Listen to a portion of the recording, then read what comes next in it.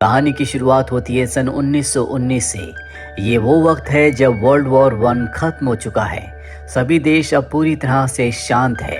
ऐसे में ऑस्ट्रेलिया के एक फार्मर को दिखाया जाता है जिसका नाम जोशुआ है। जोशुआ जिस इलाके में रहता है वहाँ पर पानी की बहुत कमी है, लेकिन वो पानी को ज़मीन के अंदर खोजने में एक्सपर्ट है। अब जोशुआ अपने घर जाता है जहाँ पर उसकी पत्नी होती है।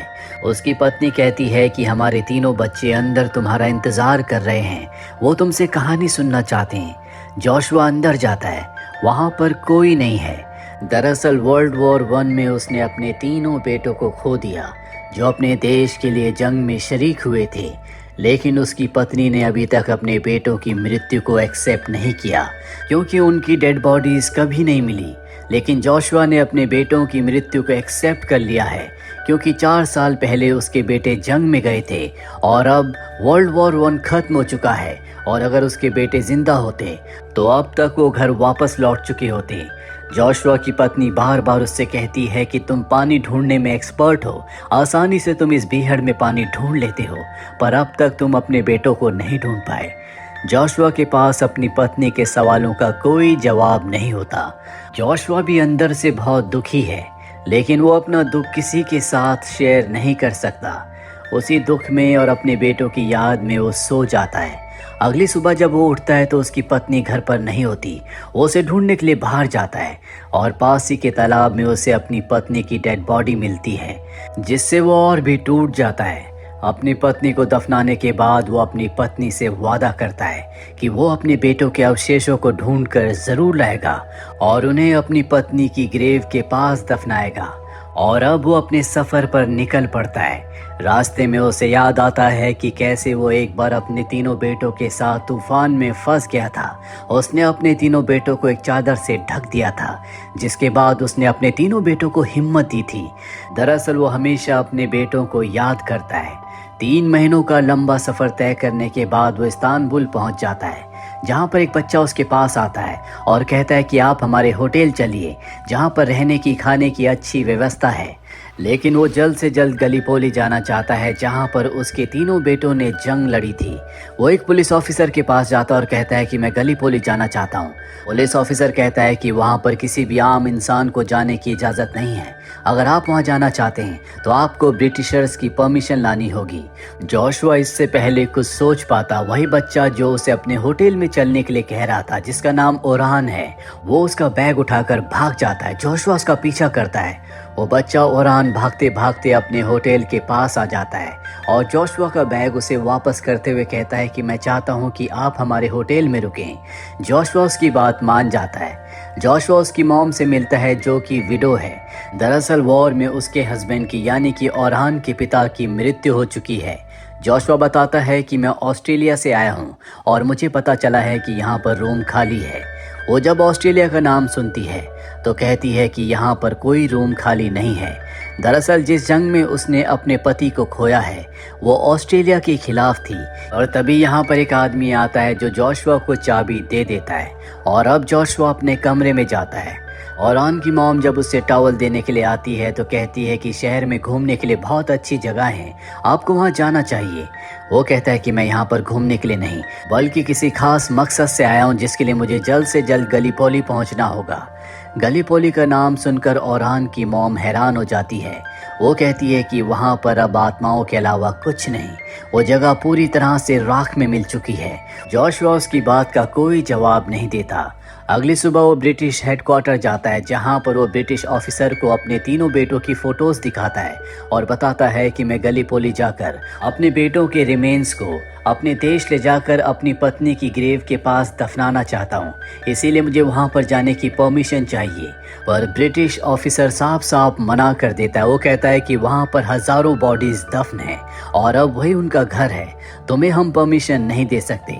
दरअसल वर्ल्ड वॉर वन में 2 अलग अलग देशों के ग्रुप्स थे और ऑस्ट्रेलिया ब्रिटेन के ग्रुप के साथ शामिल था, इसीलिए उसे ब्रिटिश ऑफिसर की परमिशन की जरूरत है, तभी वो गलीपोली जा सकता है। पर अब जबकि उसे परमिशन नहीं मिली, इसीलिए निराश होकर वो होटल वापस आ जाता है। साथ ही पूरे शहर में ब्रिटिशर्स के खिलाफ लोग रैली निकाल रहे होते हैं, नारेबाजी कर रहे होते हैं, क्योंकि वर्ल्ड वॉर वन में हर किसी ने किसी न किसी को खोया है, इसीलिए उनके दिल में ब्रिटिशर्स के लिए नफरत है। वहीं हमें जोशुआ को दिखाया जाता है, जिससे ओरान के ग्रैंडफादर उसकी पत्नी के बारे में पूछते हैं। वो कहता है कि मेरी पत्नी इस दुनिया में नहीं है। ओरान की मॉम भी वहीं पर होती है। वो जोशुआ से पूछती है, और तुम्हारे बच्चे? जोशुआ इस बात का कोई जवाब नहीं देता। वो समझ जाती है कि उसके साथ कुछ न कुछ गलत हुआ है। वो बताती है कि अगर तुम गलीपोली जाना चाहते हो तो तुम्हें किसी फिशरमैन को ढूंढना चाहिए जो तुम्हें कुछ पैसों के बदले गलीपोली छोड़ सकता है। वो उसका शुक्रिया अदा करता है और अपना सामान लेकर होटल से निकल जाता है। जब वो जा रहा होता है, ओरान उसके पीछे भागता हुआ आता है और जोशुआ को एक फोटो देते हुए कहता है कि ये मेरे पिता की फोटो है, जो कुछ साल पहले गलीपोली जंग पर गए थे, पर वो कभी घर लौटकर वापस नहीं आए। अगर तुम्हें मेरे पिता मिले तो उन्हें अपने साथ घर ले आना। जोशुआ को समझ में आ जाता है कि ओरान के पिता भी जंग में शहीद हो चुके हैं। उसकी मॉम विडो है और शायद इसीलिए वो ऑस्ट्रेलियन से, ब्रिटिशर से नफरत करती है। अब जोशुआ अपने सफर पर निकल पड़ता है और जब वो बोट से गलीपोली के लिए समंदर के रास्ते जा रहा होता है, तभी उसे एक सोल्जर देख लेता है। कर्नल अपने सोल्जर को कहता है कि वो जो कोई भी है उसे मेरे सामने लाया जाए, और अब जोशुआ को पकड़कर कर्नल के सामने लाया जाता है। कर्नल बताता है कि हमने खास टीम को बनाया है जो यहाँ पर ऑस्ट्रेलिया के और न्यूजीलैंड के सोल्जर्स की बॉडी को ढूंढ रहे हैं, क्योंकि ये दोनों देश एक साथ मिडल ईस्ट के सोल्जर्स से यहाँ पर लड़े थे। कर्नल कहता है कि अगर हमें तुम्हारे बेटों की निशानी मिली, हमें उनकी डेड बॉडीज मिली, तो हम वहाँ पर उनके नाम की एक प्लेट लगा देंगे। जोशुआ कहता है कि मुझे पता है कि मेरे बेटे आखिरी वक्त में कहाँ पर थे।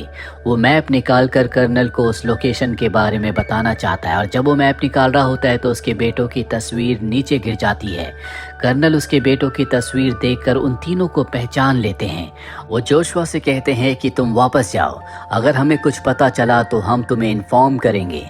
लेकिन जोशुआ वापस नहीं जाता, वो बीच पर ही बैठा रहता है। कर्नल अपने सोल्जर से कहता है कि उसे कंबल और खाने के लिए कुछ दे दो। यहाँ पर एक मेजर भी होता है जो कि टर्की का है। दरअसल वो यहाँ पर कर्नल की मदद के लिए आया है, क्योंकि वो इस पूरी लोकेशन को जानता है। हालांकि जंग के दौरान ये एक दूसरे के खिलाफ लड़े थे, और अब मेजर कर्नल से कहता है कि हमें जोशुआ की मदद करनी चाहिए, क्योंकि ये इकलौता फादर है जो अपने बच्चों को ढूंढने के लिए यहाँ पर आया है, और जहाँ पर उसके बच्चों ने जंग लड़ी थी मुझे उस लोकेशन के बारे में पता है। मैं जानता हूँ कि उन्हें ढूंढना बहुत मुश्किल है, पर फिर भी हमें एक चांस लेना चाहिए। कर्नल मेजर की बात मान जाते हैं और अब जोशुआ को बुलाया जाता है और उसे उस जगह ले जाया जाता है जहां पर उसके बेटों ने जंग लड़ी थी। यहाँ पर हमें जंग के वक्त को दिखाया जाता है जहां पर जोशुआ के तीनों बेटे लड़ रहे होते हैं। तभी उसके एक बेटे आर्थर का पैर माइन पर आ जाता है, एक ब्लास्ट होता है जिससे वो जख्मी हो जाता है। उसके दोनों भाई उसे कवर फायर देने के लिए आते हैं और तभी दुश्मन गोलियों से उन्हें छलनी कर देते हैं, जिससे उसके दोनों बेटे शहीद हो जाते हैं। यहाँ पर जोशुआ के दोनों बेटों के अवशेष मिल जाते हैं। जोशुआ उन्हें देखना चाहता है लेकिन कर्नल मना कर देते हैं। लेकिन अब भी जोशुआ के बेटे आर्थर के अवशेष नहीं मिले, पर अब वो अपने दोनों बेटों के अवशेषों को ऑस्ट्रेलिया वापस ले जाना चाहता है। पर कर्नल उसे समझाता है कि तुम ऐसा मत करो, तुम्हारे बेटों का अब यही घर है, उन्हें यहीं पर दफना दो। वो कर्नल की बात मान जाता है और अपने दोनों बेटों को पूरे रीति रिवाजों के साथ वहां पर दफना देता है। रात को जोशुआ को सपना आता है कि उसका बेटा आर्थर जंग में शहीद नहीं हुआ था, वो अब भी जिंदा है। अगली सुबह उसके पास मेजर आता है जिसने जोशुआ के सरनेम पर गौर किया होता है। मेजर जोशुआ को एक लिस्ट दिखाता और कहता है कि कुछ लोग अब भी बंदी हैं और इसमें शायद तुम्हारा बेटा भी है, यानी कि तुम्हारा बेटा आर्थर हो सकता है कि अब भी वो जिंदा हो और वॉर प्रिजनर्स के साथ हो। ये सुनकर उसे बहुत खुशी होती है। वो ओरान के होटल वापस आ जाता है और ब्रिटिश हेडक्वार्टर जाता है, जहाँ पर वो बताता है कि शायद मेरा बेटा अब भी जिंदा है, जो वॉर प्रिजनर्स के साथ है, मुझे आपकी मदद चाहिए। लेकिन ब्रिटिश ऑफिसर उसकी कोई मदद नहीं करता। वो कहता है कि मैंने तुम्हें मना किया था कि तुम गली पोली नहीं जा सकते, फिर भी तुम वहाँ पर गए। वो जोशुआ के पासपोर्ट को जब्त कर लेता और कहता है कि थर्सडे को मैं तुम्हारे पास आऊँगा और तुम्हें ऑस्ट्रेलिया वापस भेज दिया जाएगा। जोशुआ इसके बाद होटल वापस आ जाता है, जहां पर ओरान की मॉम अब उससे नफरत नहीं करती, क्योंकि उसे पता है कि जंग में उसने भी अपने बेटों को खोया है, जिस वजह से उसकी पत्नी ने भी अपने आप को ख़त्म कर लिया। वो उससे बहुत सारी बातें करती है और बताती है कि मेरे हस्बैंड भी जंग पर गए थे, जो कि शहीद हो चुके हैं, लेकिन मैं अब भी मानती हूँ कि वो जिंदा हैं, क्योंकि अगर मैंने मान लिया कि मेरे हस्बैंड अब इस दुनिया में नहीं रहे, तो उनका भाई जो हमारे साथ रहता है वो ज़बरदस्ती मुझसे शादी कर लेगा। दरअसल वो चाहता है कि किसी भी कीमत पर मैं उससे शादी के लिए हाँ कर दूं, पर मैं उससे शादी नहीं करना चाहती। जोशुआ को उसकी मजबूरी समझ में आ जाती है। अब अगले दिन ओरान की मॉम को उसके हस्बैंड का भाई जो उससे शादी करना चाहता है, वो उस पर हाथ उठा रहा होता है। तभी वहाँ पर जोशुआ पहुँच जाता है, जो उसे उठाकर फेंक देता है। वो कहता है कि मैं तुमसे बदला लूँगा। ओरान की मॉम भी जोशुआ पर गुस्सा हो जाती है। वो कहती है कि तुमने हालातों को और भी खराब कर दिया है, तुम हमारे होटल से चले जाओ। और अब जब वो होटल से बाहर निकलता है, तभी ओरान के पिता का भाई, जिसे जोशुआ ने उठाकर फेंका था, वो वहाँ पर अपने लोगों के साथ आ जाता है, जो जोशुआ को बहुत बुरी तरह से मारते हैं। पर ठीक उसी वक्त वहाँ पर सार्जेंट आ जाते हैं, जो उससे कहते हैं कि तुम्हें मेजर ने बुलाया है, और अब उसे मेजर के पास ले जाया जाता है। मेजर बताता है कि हमारे देश के ऊपर ग्रीक्स ने हमला किया है और अब वो हमारे देश के बहुत हिस्सों पर कब्जा कर चुके हैं। ब्रिटिशर्स हमारा इसमें कोई साथ नहीं दे रहे, इसीलिए खुद हम उनका मुकाबला करेंगे। अगली सुबह हम वहाँ के लिए निकलेंगे और मुझे पूरा विश्वास है कि तुम्हारा बेटा भी हमें वहाँ पर मिल सकता है, तुम भी हमारे साथ चल सकते हो। जोशुआ उनके साथ चलने के लिए तैयार हो जाता है, लेकिन फिलहाल वो होटल वापस आ जाता है, जहाँ पर वो ओरान की मॉम से मिलता है, जो उससे माफ़ी मांगती है और कहती है कि तुम्हारा बैग जो यहाँ पर छूट गया था, मेरे बेटे ओरान ने उसे तुम्हारे कमरे में रख दिया है। दरअसल अब तक जोशुआ ओरान से बहुत करीब हो चुका है, उसने उसके साथ बहुत वक्त बिताया है।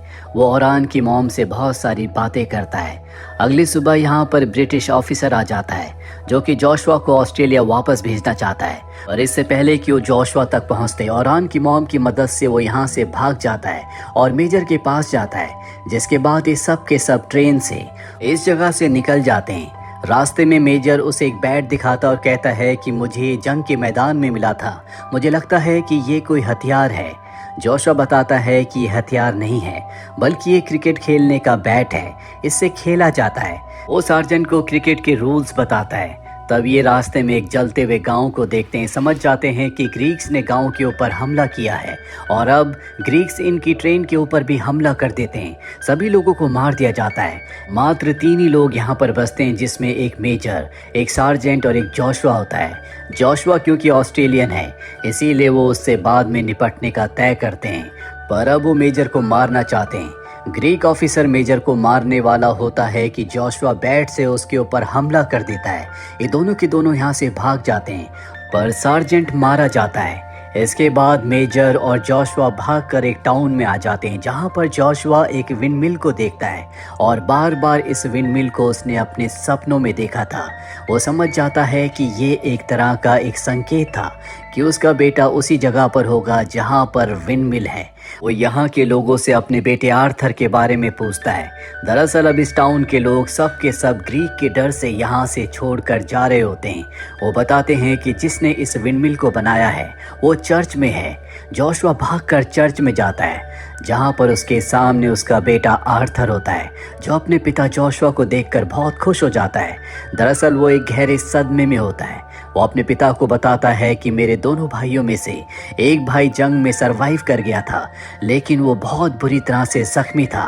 वो अपने दर्द को सहन नहीं कर पा रहा था, वो मुक्ति चाहता था। उसने मुझसे रिक्वेस्ट की, बार बार रिक्वेस्ट करने पर मुझे उसकी बात माननी पड़ी।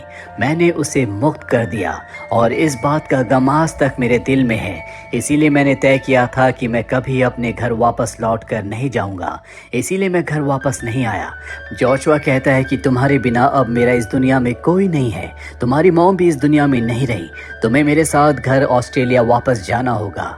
आर्थर उसकी बात मान जाता है, लेकिन तभी यहाँ पर ग्रीक सोल्जर अटैक कर देते हैं। ये वही सोल्जर होते हैं जिन्होंने ट्रेन पर अटैक किया था। मेजर भी यहाँ पर आ जाता, वो कहता है कि हमें यहाँ से निकलना होगा। और अब जोशुआ और आर्थर यहाँ से ग्रीक सोल्जर से बचकर बहुत आसानी से निकल जाते हैं। वापस वो ओरान के होटल में आते हैं, जहाँ पर ओरान की मॉम जोशुआ को उसके बेटे आर्थर के साथ देखकर बहुत खुश होती है। कहानी के अंत में दिखाया जाता है कि ओरान की मॉम जोशुआ के लिए कॉफ़ी बनाती है।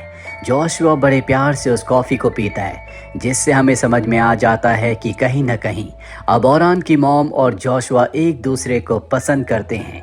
और इसी के साथ जोशुआ की ये कहानी यहीं पर ख़त्म हो जाती है। उम्मीद करते हैं कि ये कहानी आपको पसंद आई होगी।